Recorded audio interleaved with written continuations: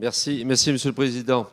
En effet, ce matin, Jean-Claude Gaudin était élu président de la métropole d'Aix-Marseille.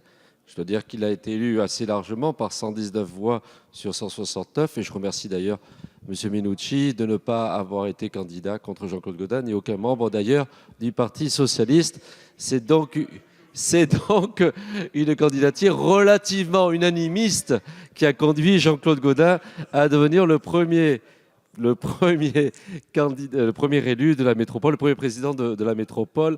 Je dois d'ailleurs reconnaître que Patrick Minucci, dès le départ, était un fervent supporter de la métropole et aujourd'hui a soutenu la candidature de Jean-Claude Gaudin qui donc s'est imposé à tout le monde.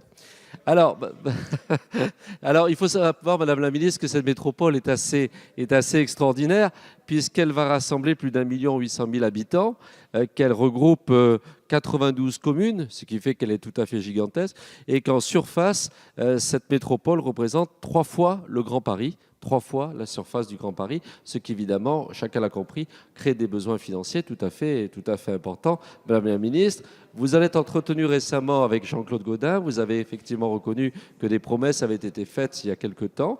Merci de les honorer de manière positive, si j'ai bien compris.